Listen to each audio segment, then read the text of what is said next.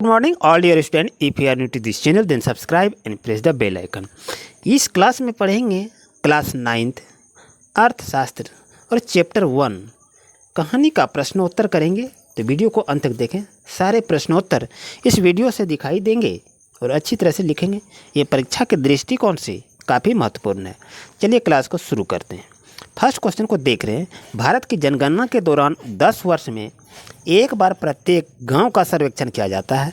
तो पालमपुर से संबंधित सूचनाओं के आधार पर निम्न तालिकाओं को भरिए।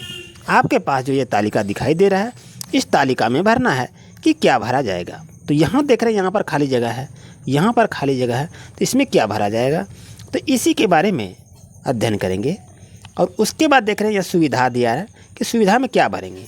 तो जब यहाँ आप देख रहे हैं क नंबर में, ख नंबर में और ग नंबर में, तो ये जो देख रहे हैं ये आपके पास जो दिखाई दे रहा है, यहाँ ध्यान से देखिए, ये क यहाँ पर आपको दिखाई दे रहा है क नंबर, ख नंबर और ग नंबर। तो इसको आप कहाँ पर भरेंगे, इसको ध्यान से देखिए। तो इसको आपको भरना होगा यहाँ पर। यहाँ पर जो देख रहे हैं ये आपका है, ये क ख ग, इसी के क्षेत्र में आपको भरना है। और आगे में देख रहे हैं यहाँ पर सुविधाएं दी हुई है शैक्षिक, और उसके बाद यहाँ पर आपको भरना है, ये सारे पॉइंट को भरना है जो आप देख रहे हैं इसको। और यहाँ से अब आप 2 नंबर क्वेश्चन को देख रहे हैं कि खेती की आधुनिक विधियाँ के लिए ऐसे अधिक आगतों की आवश्यकता होती है, उन्हें उद्योगों में विनिर्मित किया जाता है। क्या आप सहमत हैं?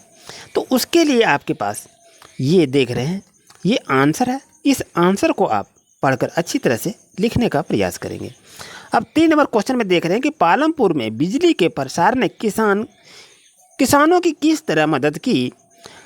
तो ये भी आपके पास आंसर है। आप देख रहे हैं ये बिजली से खेती में स्थिति कैसी होती है। क नंबर में है, ख नंबर में है, ग नंबर में है, घ नंबर में। तो ये पहले आपको डिफिनेशन को यहाँ लिखता है, और उसके बाद ये क ख ग घ के साथ में आपको पूरी की पूरी इसी तरह से आपको लिखना होगा। उसके बाद 4th नंबर क्वेश्चन में देख रहे हैं, क्या सिंचित क्षेत्र को बढ़ाना महत्वपूर्ण है, क्यों। तो उसके लिए आपके पास ये आंसर है। इस आंसर को आप अच्छी तरह से लिखेंगे। ये सभी परीक्षा के दृष्टिकोण से बच्चों काफ़ी महत्वपूर्ण प्रश्नोत्तर है। अब यहाँ पर 5 नंबर क्वेश्चन में दिखाई दे रहा है कि पालमपुर के 450 परिवारों में भूमि के वितरण की एक सारणी बनाइए। तो इसी तरह से आपको सारणी को बनाकर आपको लिखना होगा। इसमें परीक्षा में 5 नंबर दिया जाएगा। उसके बाद देख रहे हैं ये क्वेश्चन नंबर 6 में अगर आप पढ़ते हैं तो पालमपुर में खेतिहर श्रमिकों की मजदूरी न्यूनतम मजदूरी से कम क्यों है। आपके पास ये कह रहा है कि पालमपुर में खेतिहर श्रमिक की मजदूरी न्यूनतम मजदूरी से कम है। तो इसके लिए आपका पास आंसर दिखाई दे रहा है।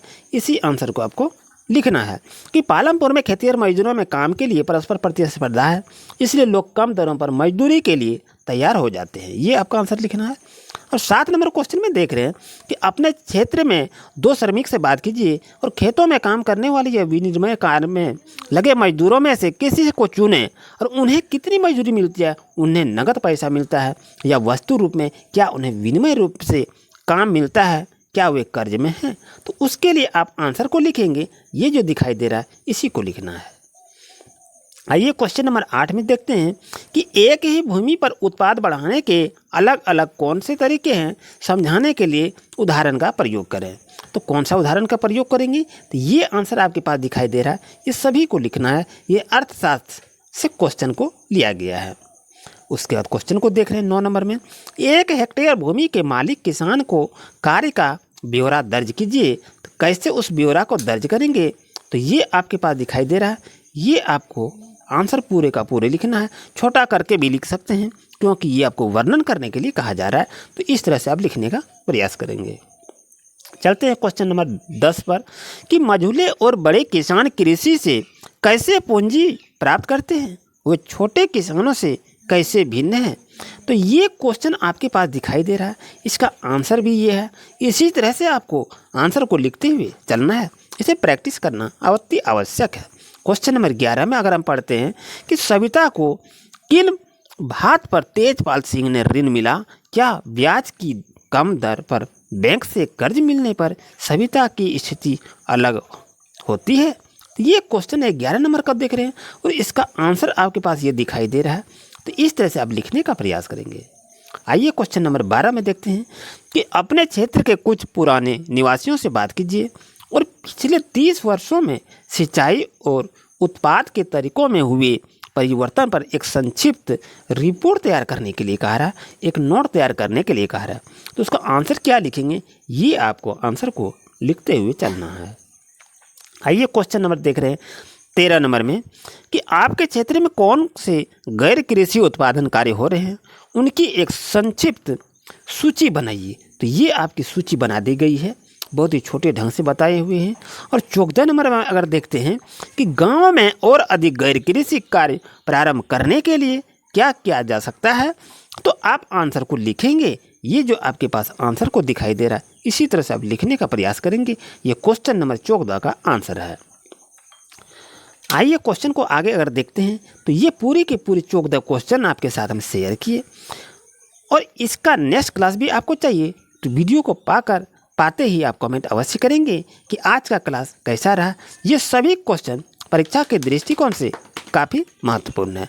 उम्मीद है आप अच्छी तरह से संतुष्ट हो गए होंगे। आपसे रिक्वेस्ट है, अगर हमारे आप चैनल पर नए हैं तो अभी सब्सक्राइब कर सकते हैं और अपनी पढ़ाई को कंटिन्यू जारी रख सकते हैं।